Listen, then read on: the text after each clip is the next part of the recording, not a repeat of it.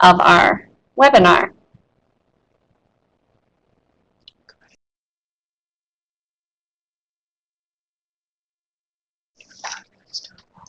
Okay, it's 2 o'clock.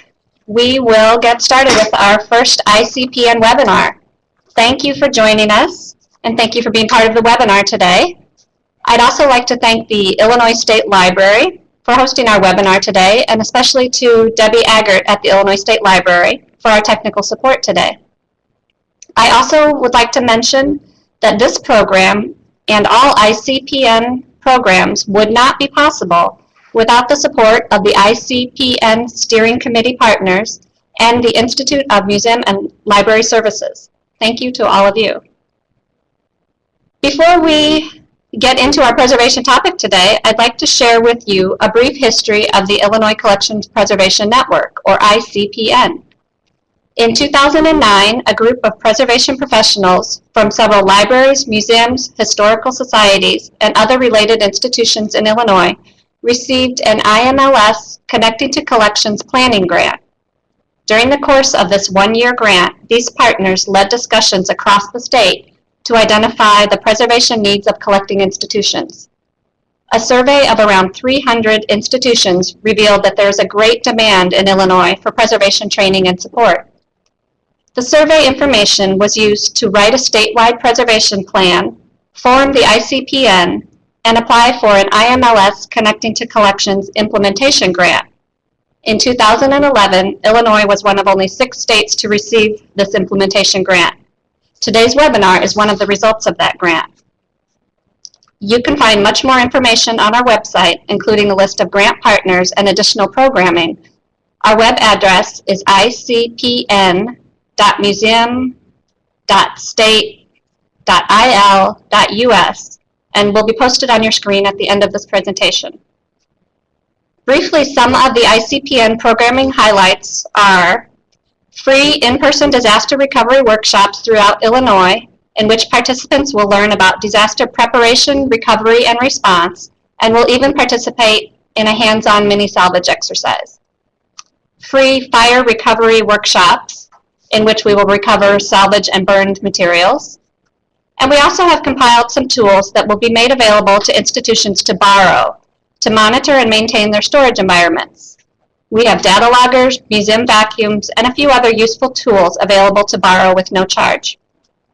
And of course, this webinar series, which begins today, is also part of our programming.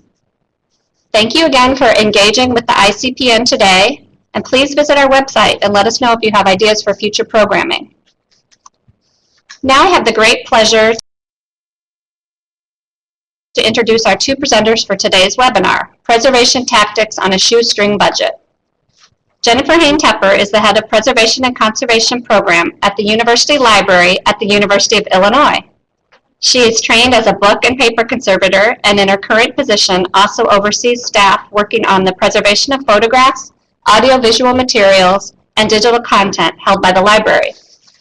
Christa Deacy-Quinn is the collections manager of the Spurlock Museum, where she supervises collections preservation of almost 40,000 objects, maintains artifact storage, packaging, transport, exhibit design, and the integrated pest management system.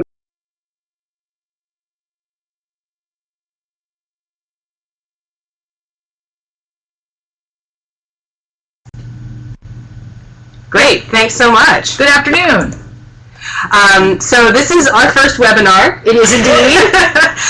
And the first one, certainly, that we have also done together. And Christa and I decided that we wanted to do a slightly different approach with this webinar than some others that we've either seen or perhaps collaborated with before, in that we really wanted this to be as conversational as possible to make it hopefully a little enjoyable for you, so that you guys aren't just staring at a PowerPoint for an hour while you hear our voices in the background. So hence the video.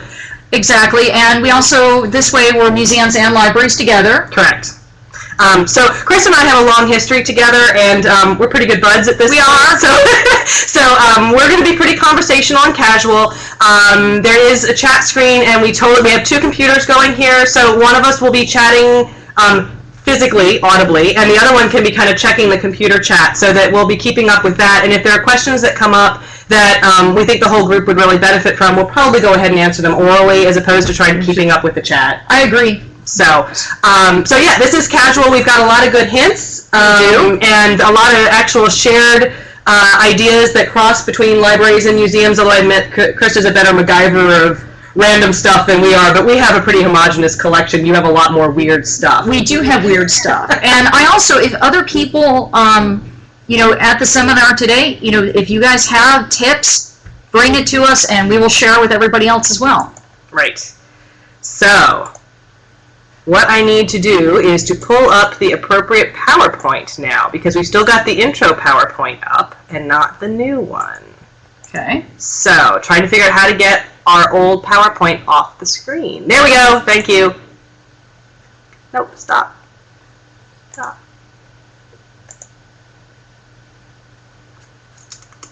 Oh, it's going anyway. There we go. There we go. Yay. Excellent. Okay, thank you. Okay, so starting our PowerPoint then. This is just a screenshot of the website that I know that Bronwyn will take us to at the very end. But basically what we're going to look to cover today is starting out with some basic environmental concerns and ways that you can make a better preservation environment for your collections, whatever type of collection that is. And we know that sometimes you can't change your building. You can't change the fact that you need more storage space.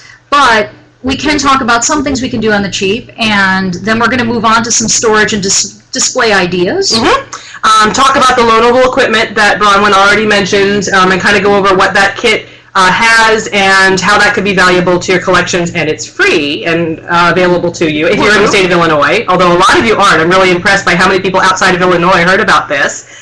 And then basically we're hoping to have a fair amount of time at the end just for some open discussion and Q&A, because Chris and I are going to throw a bunch of ideas at you, but you may have specific questions about challenges you have that we haven't addressed, and we'd love to try to brainstorm about those as well, because between us, we have how many years of experience in museum and library preservation? I've been doing this for about 23 years. Okay, you beat me. I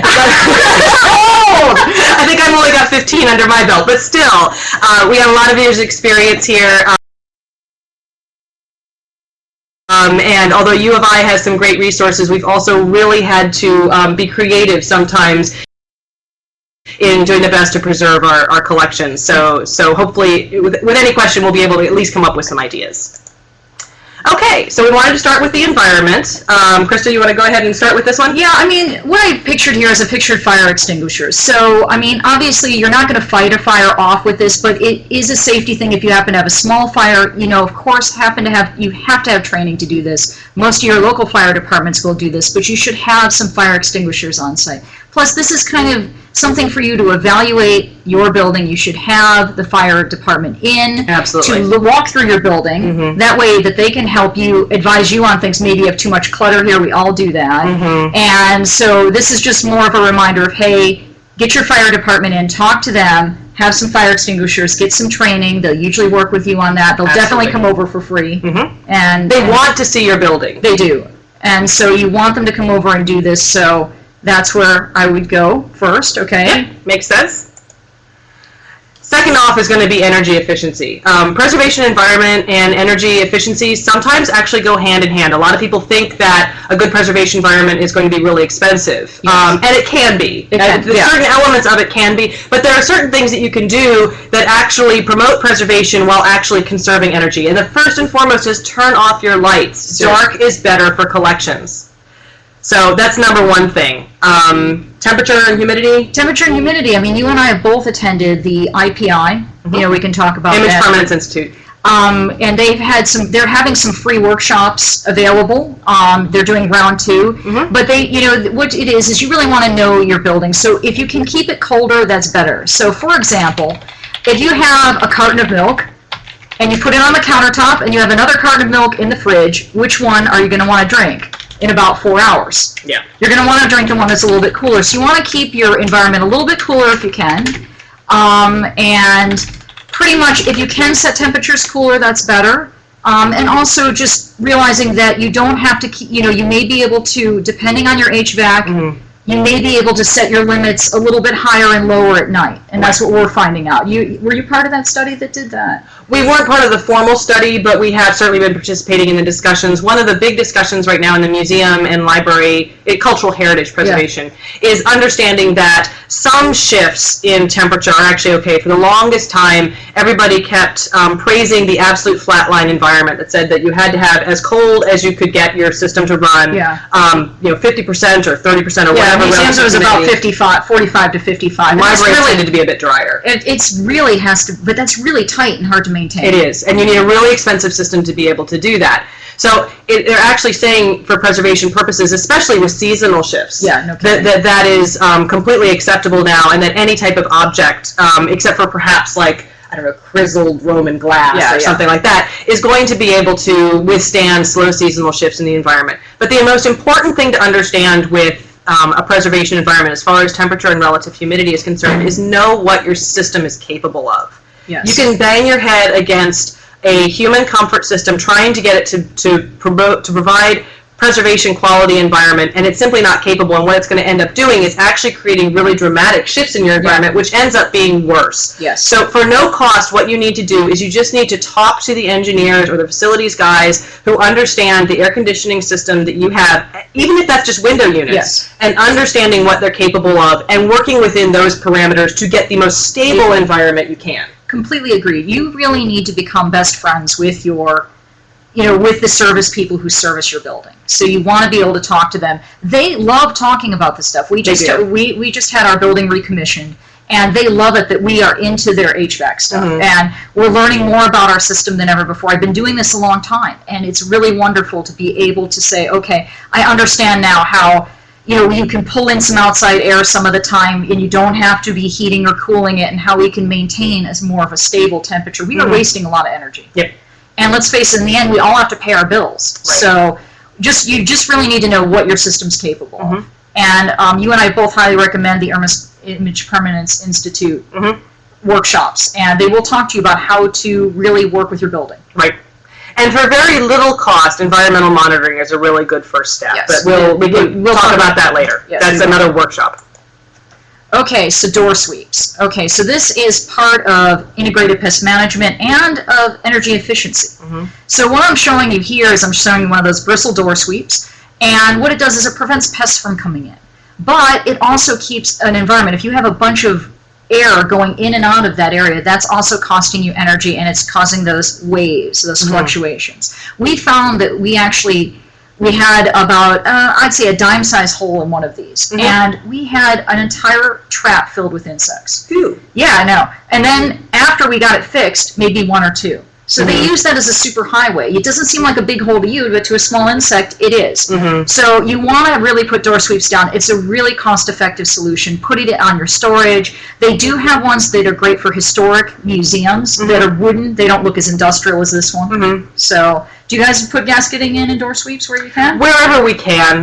We certainly don't have them installed everywhere, but we just recently got our loading dock doors re-gasketed because they'd shifted and whatnot, and we actually found that we were getting quite a few larger pests like mice in through our loading dock, and so we actually just re-gasketed. Oh, we have a question. What is the desired temperature and humidity to maintain? That's going to depend on your collection. In general, dark, cool, dry. The closer you can get your environment into that area and stable, the better. It's hard to give an exact target.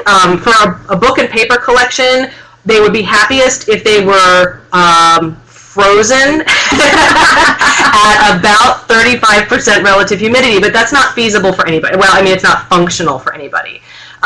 Generally, what we try to do for book and paper collections is shoot for about 60-65 degrees whenever we can, because that's still reasonably comfortable for humans, and between 30 and 40% relative humidity. For special collections, we bump our humidity up a little bit because we have much more parchment and vellum, which is more sensitive to dry humidity. So what are you keeping that? We're trying for 45. We're still trying to stay below 50. But I know for you, with a lot of wooden objects, higher humidity is important. We like to be at about 50, no more than 55 if we can. But then again, archaeological metals need about 30 or less. They want less than that. So often, at least in my collection, I have artifacts that don't play well together. So I have artifacts that want very little humidity, and I I want artifacts that want a lot of humidity. So you have to play it down the middle.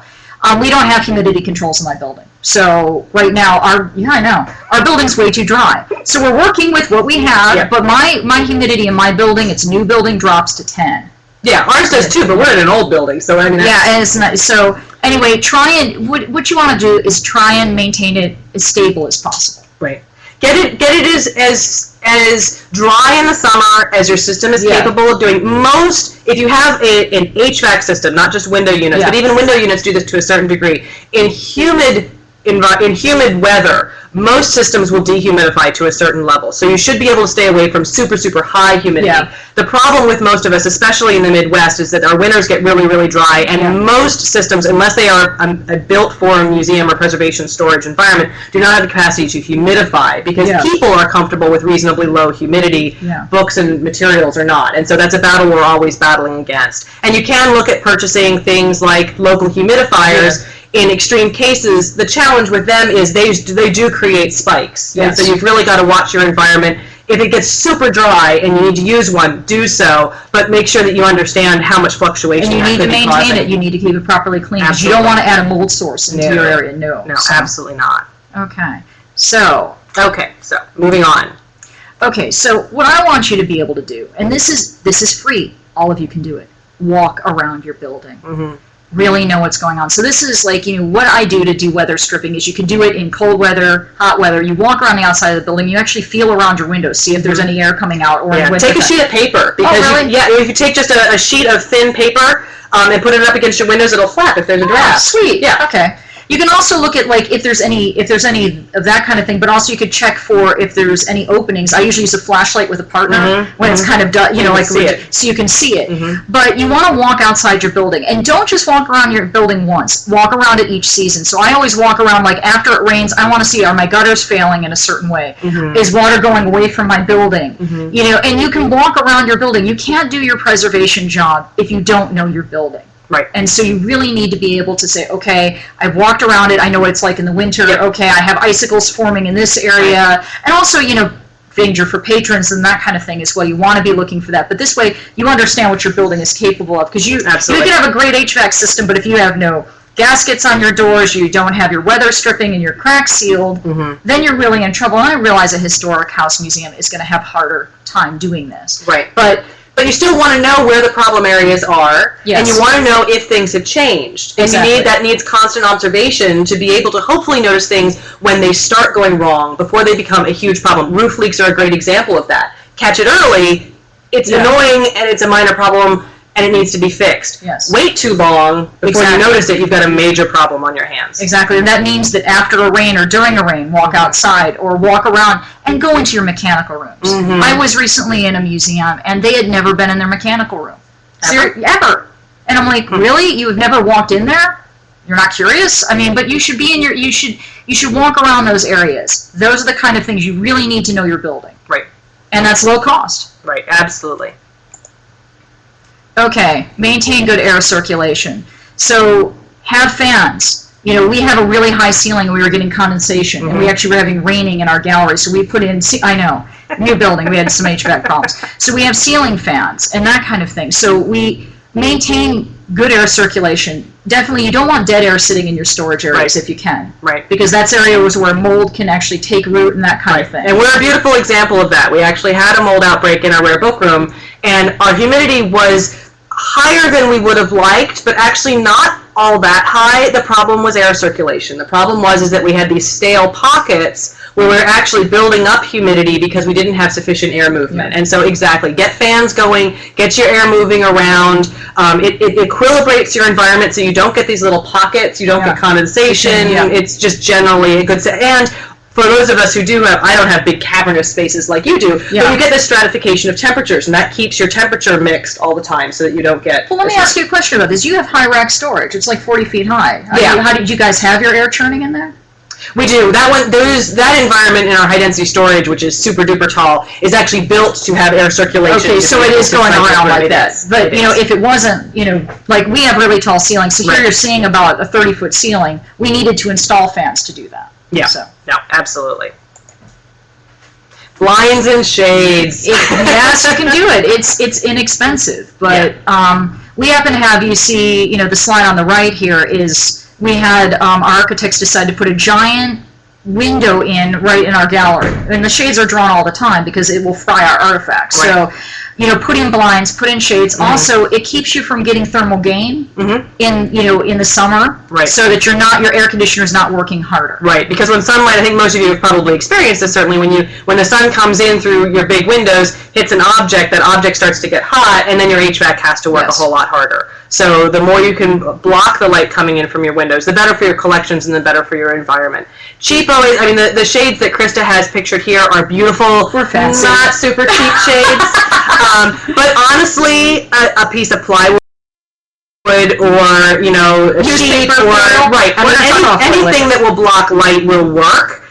Some are prettier than others. If you're looking for something, if you're in a historic home or a historic site, they also have UV film that you can apply to the windows.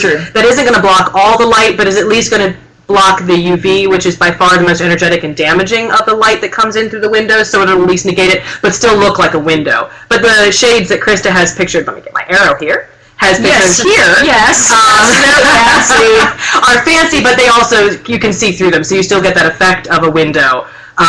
But nonetheless, they block about what? There's probably 90-10? Yeah, they're not perfect. And I would say that, you know, you can also use the shades if you're in a historic house museum. You can use the shades for darkening a room for sleeping. So you can line, if you have like really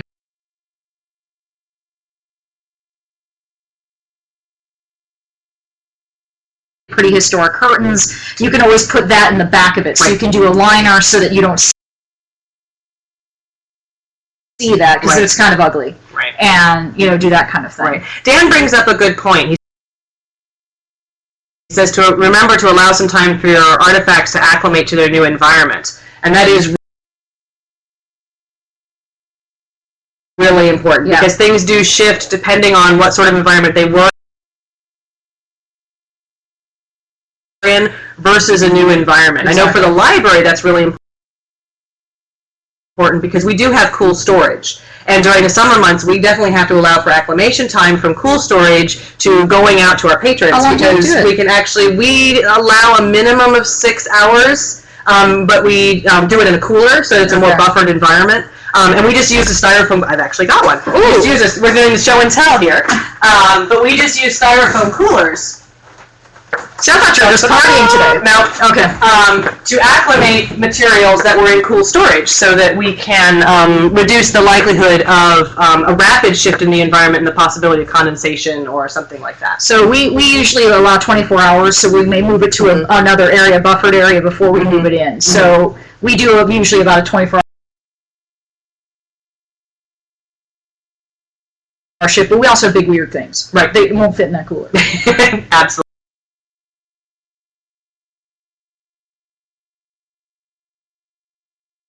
Absolutely not.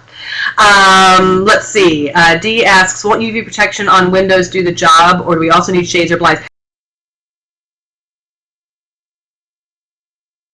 It depends what the final effect you're going for. UV protection will protect against UV radiation, but it's not going to block visible light. Yeah. Visible light has a much lower light energy, so it is less destructive as far as light damage goes, but it does cause damage, and it certainly does cause an increase in the heat load, like Christa was saying. So there are still negative impacts of natural visible light coming through the windows, but UV film takes out the most damaging elements of it. So it's a big first step. And if you want the effect of natural light, or you're in a historic house where you need that effect, then I think UV film is the way to go. If this is a storage environment where there really is no need for light coming through windows at all, then block them up. Yeah, exactly. And I think we have the next slide. And thank you, our shades are very fab.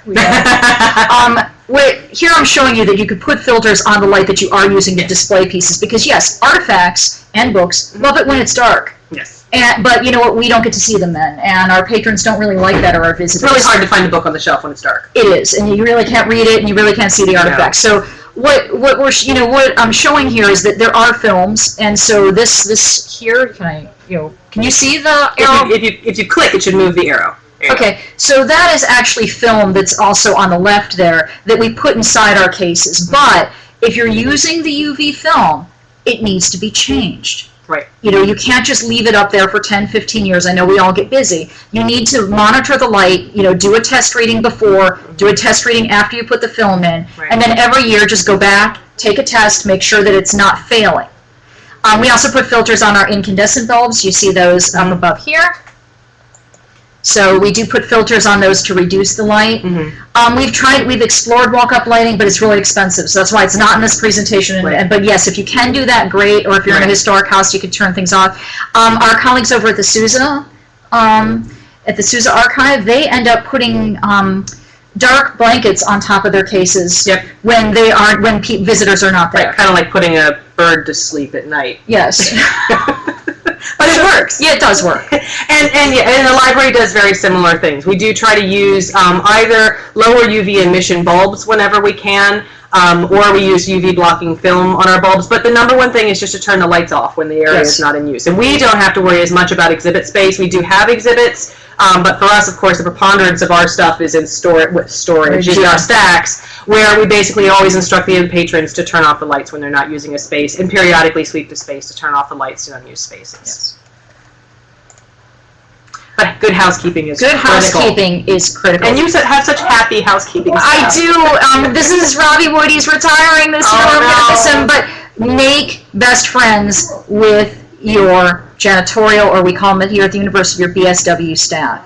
They will be able to tell you if you have an insect problem, if people are not throwing things out properly, if there is issues in your galleries. Usually your janitorial staff are sometimes the first people to know this.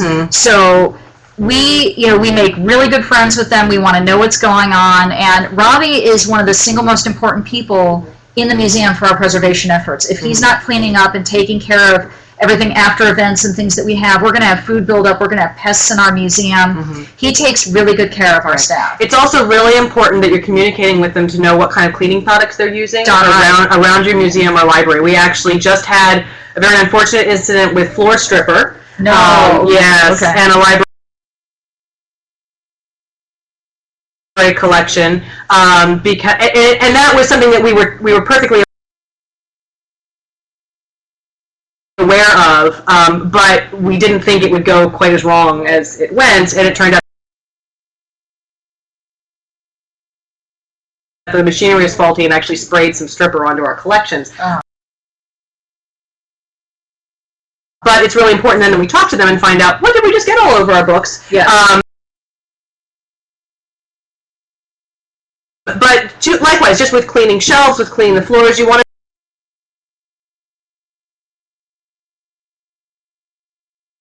to know what kind of products they're using. You want to work with them to use the least caustic products possible, so that if you do have something happen, like the floor stripper incident, which I don't think there was any way around, that you make sure that they're using the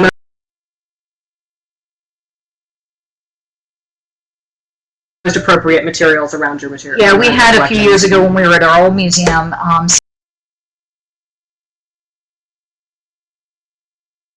somebody was mopping and actually hit one of our cases and knocked something over with the mop.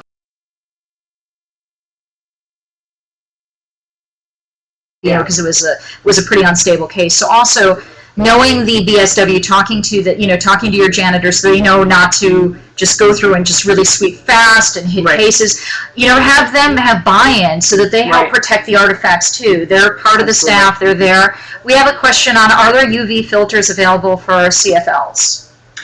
I don't know. I mean, I assume that there must be, and Chris and I can certainly search for that. We'll be able to get back to everybody, I think, and post this. I am honestly not sure. It seems like there should be, but I've only seen them for tubes thus far, so that's something we'll have to look into. It's film. I don't know if you can work it around, like if you have something flat and, you know, you have the thing here, if you could put something down there. Right. I mean, with UV blocking film, if you really wanted to, you could make a really ugly little box by cutting it and stapling it, but that would be really ugly. Yes. So I don't know, and Jane, fire, I'm sorry. I don't know if that's, you know, but they don't heat up, so I don't think you'd have fluorescents don't give off much heat, but that's something we'll look into and be able to get back. Unless anybody else knows. Right, if someone else knows, please feel free to chime in. We don't have, I think part of it is that neither of us have CFLs in our spaces, so we haven't had to look for that. Moving on. We should probably move the arrow down. We can drag the arrow off screen. Okay, so doormats. Okay, why are these important? Because the amount of dirt that you pull into the building, you'd be surprised how much your doormats block. And so, again, dust is incredibly abrasive on your collection. Absolutely. And so the more you can reduce it, good housekeeping, the easier you can make that job happen. Plus, just bring, like, we have large amounts of kids coming through and they all have, snow on their shoes and everything else, so it's a slip hazard. But it's mainly the amount of dirt that you get into your museum or your library. So, it'd be interesting to see if, like, the books or the artifacts closer to the door, if they have more, they're probably dirtier. We definitely clean our galleries closer to the doorways more often than away from the doorways. Right, and we've noticed in the library, in our special collections, we actually have, beyond just a doormat, we have these disposable sticky mats that you can buy. Really? That are actually it's like walking on a giant Post-it note almost. Really? And they stick down to the floor, and then they have a sticky surface to actually clean the bottom of your shoe. Get out. Because for security reasons, we don't have our building service workers, our janitors, clean the vault of our book room. So it's one way for us to really reduce the amount of dirt and the amount of time it takes us to have to clean periodically by reducing the amount of dirt that we're walking in. But it's one step beyond a regular floor mat, but it traps an amazing amount of dirt. We should probably put it, like when you have a chance, we should probably get back to everybody and let everybody know, because I'm interested in that. Yeah, that's pretty cool. They're ugly. You wouldn't want a public space necessarily, unless you have a space you really want to keep clean. But it's not like a blunder trap for insects. We don't get stuck there, right? No. Okay, because that wouldn't be a good thing. No. Okay, covered trash cans. Critical. Now, this seems like a really small thing. Just for visitors. Okay, so this is actually near our dishwasher down in, our little, house, like basically staff area. But upstairs, if visitors are coming in with food, you want them to throw out their food, but you don't want it to be in this open trash can where pests can just go in and, that kind of thing. So you really want to have covered trash cans.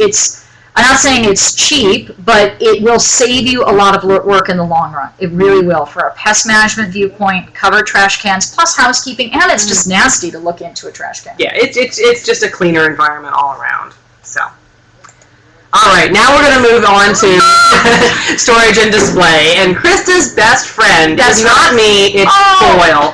But also you and foil. But aluminum foil is wonderful. Now, in the museum field, there's a product called Marble Seal, which combines Mylar. Which is fantastic. I love Marble Seal, but it is pricey. It is pricey. So if you have, and I'm not an advocate for Reynolds wrap, any kind of foil will do. What it does is it prevents acid migration or off-gassing. So if you're putting something on like a surface, you have some wood that you want to use for display or storage, or you have old shelves. Right, yeah. A lot of people have old book collections on wooden shelves, and this is a great barrier over those wooden shelves. So you put the barrier down, you put aluminum foil down, you can put Mylar on top of it if you want to, or you could put fabric. Put some nice brown paper or something so that it's not all shiny and aluminum. And that kind of thing. But aluminum foil is wonderful, and you're really just limited by your imagination. So what we use is aluminum foil, and... Sorry. What are you looking to do? I'm looking to flip the slide. Oh, there we go. And I use aluminum foil tape, so in conjunction with that, so if I'm using it on a big surface, which you're going to see in a couple of slides, if I'm really trying to MacGyver, use something over again, I will use aluminum foil tape, and with that, and it's actually a lot of times in the duct section, meaning not duct tape, not DUCT, not, duct tape, but I use aluminum foil tape. And that way you can use the foil over large surfaces. And usually I use heavy-duty foil because it won't tear as easily. Yeah, the thin foil really has a limited lifetime because it's so thin. And how we do this is, so the textile rolls in the slide here are for my textile storage. And our, archival or preservation quality rolls are really expensive. I think when I looked 10 years ago, they were, really like $200 or something for a big roll. So what you do is you can go to Menards or any one of your, Lowe's or stores like that, and you can get either concrete forms. Concrete forms, and this is for pouring foundations. And these, look, you can see here that it's a 12-inch outer diameter roll. Big, huge. And then you coat it in foil, use your aluminum tape, use a lot of your foil, and then we wrap it in acid-free tissue, or you can use fabric, and then boom, archival roll. And for I think $20, very cheap instead of $200. Right. It's important to remember for preservation that what's most important is what's in direct contact with your artifact. Exactly. As long as you've got a good barrier, the core can be, I mean, you don't want it to be something that's off-gas, you don't want it to necessarily be like masonite or something that's off-gassing, but something that's reasonably chemical stable but maybe not completely archival is perfectly okay as long as you've got a good barrier that's in direct contact with your object. Exactly. And then it's great. It's awesome. So this is a really inexpensive way to do something. Yeah, and if I had textiles, I'd totally do this. Awesome. But I don't. But I have. They come over and visit mine. Okay, so this is a moving crate. So we moved our museum in 2000, and we needed to store some teepee liners. Okay, so I have a big box, and I decided to coat it in foil. So it's kind of like a moon landing. You kind of open it up, but that way there's a barrier between the artifacts and that. Now, the teepees are made of canvas. They're pretty stable. That's why I'm not worried about what's right next to them. That's why I'm not lining it full of fabric and that kind of thing. Right. But I created a barrier, and I got a really large storage box. Right. Boom. Right, because the crate was plywood and looks like cardboard, or is it all plywood? It's like a plywood. It's birch. It's not using any type of, we don't have any formaldehyde glues in there. So we're pretty, we're safe in moving it, but it's not. Still not a long-term storage. It's not a long-term storage crate. So this for your house museum. Okay, so a lot of house museums, they have to use all their cabinets and things like that. So that's when you line the drawers with foil. You can use it for storage then. You can use those old shelves for storage. Right. And like I said, we use our giant crates. We reused them, foil coat them, storage. No, great impermeable barrier, darn cheap. BFF, you can see why it's my BFF. Okay. I try not to be offended. I know. So we have this is a wooden box. So right here, this is, oops, how do I do that? Yeah, you gotta, it's because you're on the left side. Okay. So that's just it's a plywood box, and we didn't want it to have any type of, these are pretty sensitive artifacts, so we wrapped the whole thing in foil, and then we wrapped it in fleece. Polyethylene fleece. We're going to show this in a minute. Great stuff. Stretchy, cheap, awesome, different colors. Yep. Great stuff. And here are all the choices of colors. Now again, the library unfortunately doesn't have a whole lot of use for fleece, but I am envious of Christa's creative use of fleece. It stretches. What's nice about it is it's recycled polyethylene quite often. It's chemical, it's basically chemically stable. The dye doesn't run, of course. Wash it ahead of time. Have it tested. But fleece is wonderful. It stretches in one direction. You could pick a multitude of colors. Right there, it's about $9.99 a yard. Usually, I wait for the sales, and I stock the fleece aisle, and I usually get it for sometimes half that. And then we just coat it. And you can reuse it. You can pull it off the blocks and reuse it again. And the next slide will actually show you other things we've done with fleece. We've made different shapes. You can make wedges. All sorts of things. Really limited by our imagination. These are foil-covered pieces. Then you wrap, you put the fleece on them. They look nice, pretty. Right, and the nice part about this is if the fleece does start to get dirty, you can take it off, you can wash it, you can reuse it, you can change colors, you can add a different amount. So you're not stuck with, say, one color or one particular presentation. Okay, sheets. So sheets, if you need to have clean surfaces to work on, quite often, just using acid-free tissue over and over again, you can't use it over, it tears, that kind of thing. What we did is we went to the hospital, and the hospital, at a certain point, hospitals get rid of their used sheets. And yeah, it sounds icky, but they sterilize them and everything. And so we end up and we use them to cover tables, we use them as slings. And also if staff have sheets that are really old and have been washed a number of times, you can use those, and that they're going to be stable next to the artifacts. So we use sheets quite often if we have really dirty artifacts and we don't, we want some padding. We use that constantly. So it means a little bit more laundry, but use sheets. Right. Okay, how do we secure the fleece to the box? We staple it on. So we do staples on the bottom, and then we do a blind stitch. Sometimes we tuck it in if it's ethafoam. Right, with ethafoam you can cut a slit and kind of tuck it into the slit. Perfect. So you can use that for ethafoam. Staples on the bottom work well. We use stainless steel staples. Works really well. If you're really fancy, you could use tacks and all of that, but I don't do that. Yeah, staples work just fine. So I like the idea of sheets. I said from a library standpoint, we don't have a whole lot of use for them. No. They would be helpful in covering unused areas, especially what's really important is, if you have any kind of constructions, sheets can be one of your best friends just to cover your collections and make sure there's a lot of particulate debris that happens during construction, and you want to make sure that you're protecting things. So, or you have a really big artifact, and you want to, you've spent the time to clean it, put a sheet on it, put a piece of cloth on it, that kind of thing. That works out really well. Absolutely. Pool noodles! Another one, I'm so jealous. Libraries have no use for pool noodles. Well, pretty much I raid the store for pool noodles, and they're made out of Ethafoam. I raid the stores, as soon as like summer is over, I'll go to the stores and buy as many pool noodles as possible. And this is one of my students, Nabia, and she's creating a mount for one of our bark cloth pieces. You can do the arrow if you don't mind. Yep.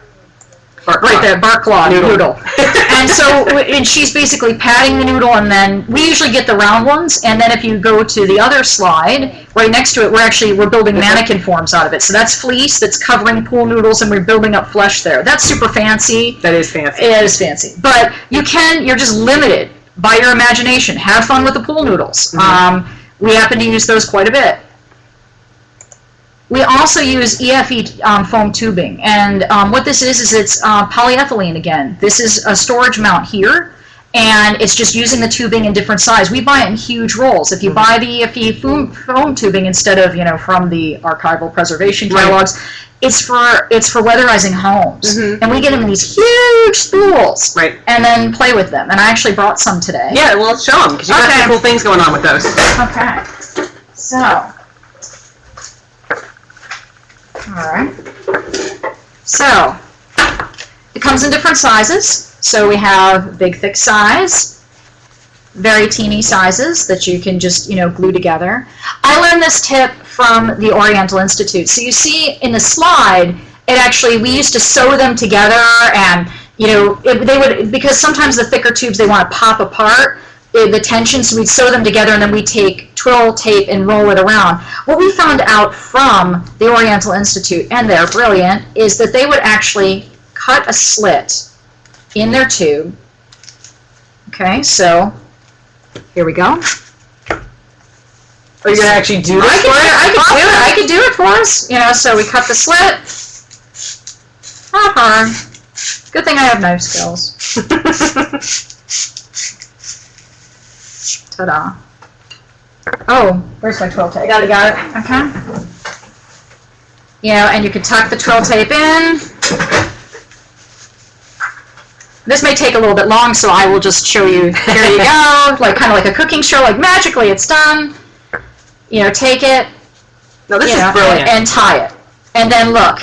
And you can stack them, we stack those several high, and then you can put toothpicks in between it to hold them together so that they stay stable. But it's wonderful. You cut them at an angle better than I did here, and all of a sudden you have a round mount. Awesome. No, I think that's great. Okay. And then obviously you could hide them under things like fleece. Fleece, exactly. All these fun things you get to do when you have objects. So I wanted to talk about art storage because there's a lot of really expensive art storage out there for hanging art, but at least for those of us in museums and archives and likewise art museums, obviously frame stuff happens, and storing frame stuff can get really, really expensive, and it can also get really space consumptive. And the best idea that I've got as far as a really low cost option is chain link fence. The versions that you spend thousands and thousands of dollars on are really only glorified chain link fence. So just buy several lengths of chain link and mount it up using concrete screws up to a wall that you have open, and boom, you've got very adjustable framed art storage. I've seen other people that actually take it and put it on wheels, and that way it pulls out. Right, you can. I mean, depending on how much you want to go into the engineering of it, you can basically buy the gate hardware that has the rollers on it, and you can totally make it basically something much less expensive version of this compact shelving that they have from Space Saver. Exactly. So. Ooh. And then book storage. Book boxes can actually be really expensive, especially because, museum collections, you've got a lot of stuff, but we've got lots and lots and lots and lots and lots of one thing. Yes. And boxes for our special collections can get really expensive really fast. And so a really nice, inexpensive option is to buy buffered wrapping paper, which still gives you all the preservation quality. Buffered wrapping paper? They do have buffered wrapping paper, and I have an example right here. Awesome. And I too love twill tie. Rock on. But this is just, mine is blue. The example that I have on the PowerPoint is yellow. It's the same stuff. It's just craft weight paper, but it's actually buffered and lignin free, which is everything you're looking for in a good preservation quality paper. And for a substantial roll, it's about of this height, I think about $200 a roll, which is not cheap, but you can get hundreds and hundreds and hundreds of enclosures out of one roll. So the price per enclosure is only about $1.50. Do you buy this from a wrapping paper company? Or? I get it from University Products, is where I get this. But a lot of different preservation vendors will carry buffered wrapping paper. And then what you can do is, I'm not going to actually try to show it because I think it's going to be, we're running out of time, and we want to make sure we cover everything. But you can use the same twill tie that Christa was talking about. They even make some cheaper stuff that's carried by Talus that's a loose weave twill tie, which is preservation-wise the same, but it's just not quite as fancy as yours, so it's probably about a quarter of the price. Oh, sweet. Yes. And then basically wrap your books up like little Christmas presents, and you're getting all the benefit of an enclosure, light blocking, microclimate, good buffer, as well as holding all the pieces in together. As a box, but without the cost of a box. And you remember, you want to do bows. You don't want to do knots, so you don't have to. Right, exactly. And you'll notice in the picture that the bow is on the edge of the book, not on the top or the bottom. Why is that? Because you don't want to create a pressure point.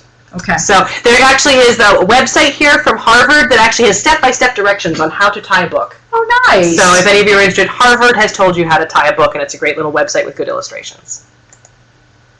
So we did want to talk a little bit about we've talked about the environment a lot and understanding your environment, and it's really hard to know your environment without some tools. And so one of the things that the ICPN has done has created this loanable environmental monitoring kit that your library or museum or historical society or whatever can borrow to better understand your environment. And we've got these great environmental monitors called PEMs, which are put out by the Image Permanence Institute, which are awesome. Exceedingly reliable, very easy to download, have this great web interface for interpreting your data and lots of information about how to understand the data that you're seeing. So it's great. Also, we have an aspirating psychrometer, which allows you to, it's old school, but it's very accurate. Yes. And it's a great way to just go in and do an immediate spot reading on relative humidity, and to make sure that if you have other environmental monitoring equipment, that it's actually calibrated, because a lot of this older equipment, as far as old data loggers or old hygrothermographs, if you're not calibrating them, they're giving you worthless information. And it's really important to do a periodic check to make sure they're still in calibration. And that aspirating psychrometer is going to be able to tell you what your temperature and relative humidity are based on a live reading, so you can check what your calibration is. It also has a UV vis light meter. Yes, and you definitely want to do that. That's what I'm saying. You do the testing to see, is your UV film working? Right, absolutely, because it has a limited lifespan. And a museum vac, which for cleaning your collections is invaluable. These actually have HEPA filters on them, as well as a really nice, fairly gentle brush and some smaller tools to be able to get into crevices and whatnot. Portable, actually remarkably quiet, all things considered, and way more usable than like a household vacuum for cleaning objects. So. And if you're a member of the ICPN, you can borrow this for free. Absolutely, it's all yours. And with that, then, we really wanted to open up the floor, and Bronwyn brought up that you should contact Bronwyn through the website if you want to borrow the environmental monitoring equipment, although obviously if you want to talk with either of us, we can put you in contact with the right people as well. Exactly. Both of us, there's our emails. We're happy to answer questions afterwards if anybody has any specific questions, but we've got 15 minutes. We wanted to make sure that we left enough time for discussion and questions at the end here. So bring it on. What kind of questions do you guys have about your collections and preservation and approachable options? Okay, so as far as housekeeping, we'll just riff for a little bit. So how often do you have people go through, do you suggest people clean their books? Should they go through and brush them off? How is housekeeping for collections done in libraries? Because I don't know what you guys do. Libraries, we call it stack cleaning. Stack cleaning. Oh, that's a fancy name instead of cleaning stuff. And it's hard to say because it so much depends on the environment. I would say ideally I would go through a minimum of every 5 years, but it's going to depend on the environment. I mean, I think for our library, I wish we could go through every year because a huge section of our stacks doesn't have air conditioning, so the windows get opened and we get so much particulate stuff. We are in a farm country. Yeah, and a lot of pollen, a lot of dirt. Unfortunately, given that we have 15 million, no, not 15 million, 13 million, sorry. Oh, excuse me, books. 2 million down. Every year is just not feasible. So it really is what your staff can do. I will recommend, for those of you who are thinking about a cleaning project for library collections, there is a great resource available out of UCSD, University of California, San Diego. Their library preservation unit actually did a very short, like 15-minute video on how to clean a book. And there actually is a right way and a wrong way, as I'm sure there is for objects as well. And it's a great tutorial that you can use to train students, who are way cheaper than staff, Or volunteers. Train people who previously do not have preservation training on how to clean library collections safely. Because there definitely is a certain progression that you want to do it. Generally, I think for everybody, it's top down. Yes, because you never want to clean the bottom and then move up, because you're just going to brush the dust down. But you also don't ever want to be shoving dirt and dust into crevices. So depending on the object, you want to understand. Or into grain or or whatever. Exactly. So there are very specific ways to do it. All right, we have a question on how often do UV filters on cases and windows and lights need to be changed? I think it really depends on the quality of UV filter you buy. And some of them advertise 10 years, but it also depends. Is this one on a window that's like facing south? Like for example, south-facing windows happen to get a lot more sun throughout the day. Right. So it depends on, is it on a window? Is it in a case? Is that case always on? Right. So I would say that there's, I would check after 2 or 3 years, see what's going on, and if it's something that's particularly precious to you, check more often. Right. I'd say my recollection with like UV tubes is usually it's 2 to 5 years unless you're buying really high-end stuff. And obviously the cheaper it is, the less time you're going to get out of it. So don't always go for the cheapest option. Yes. Because you're going to have to replace them more often. Really do your homework and figure out how much in the long haul it's going to cost. Sometimes the more expensive tubes are actually more cost-effective when you think about the necessary rotation. Yes. And we just got a tip on buying rolls of Tyvek from Menards. I agree. I buy my Tyvek from Building Sources. And ours usually doesn't, you can actually buy it without writing on it if you don't buy it from Menards directly, but if you need to do a quick MacGyver situation, you need a bunch of Tyvek right now, you do that. I usually get my foil. The foil picture I took was from home, but the foil, you could go to a restaurant supplier and buy giant rolls of really thick foil and do that kind of thing. Absolutely. What am I using the Tyvek for? Well, I use the Tyvek for similar things, like for storage mounts. I don't necessarily use fleece because it's a little bit heavier and it has a nap on it, so it's fuzzy. If I want something that's really soft, I'll use Tyvek, and you can also use Tyvek a lot easier for covering textiles. For creating dust covers. It's a lot lighter. Right. Yeah, because Tyvek is non-woven polyester, and polyester is the most stable plastic that we have in the preservation. Well, in the plastics environment. Yeah, it is. So if we're going to use a plastic, we always want to default to polyester whenever we can. For us in libraries, we use Tyvek as a type of enclosure for like an envelope or something like that.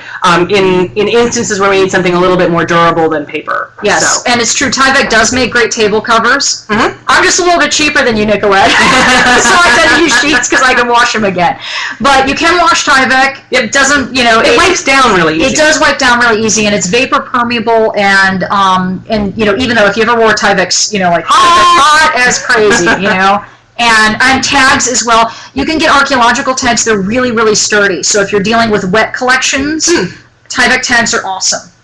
And they also have Tyvek bags. A lot of archaeologists use these now, and they're awesome. And they have drawstrings and everything. Good to know. Yeah. Good to know.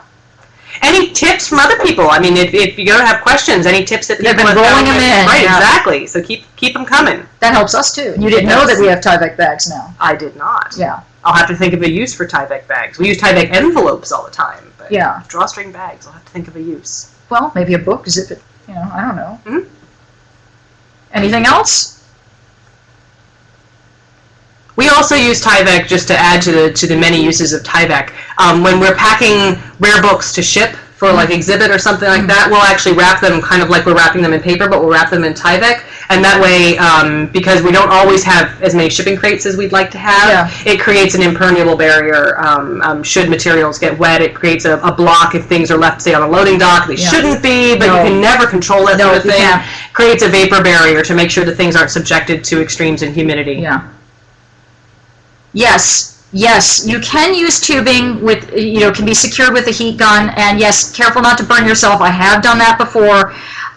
There are hot knives that you can use to cut throughout the foam and things like that. I tend to avoid them because you need to have a fume hood to do that, and I always get the knife all gummed up and everything. But I I have used the glue gun to do that. If you want to use a glue gun, you have to use low melt glue. If you use hot melt glue, will go right through it.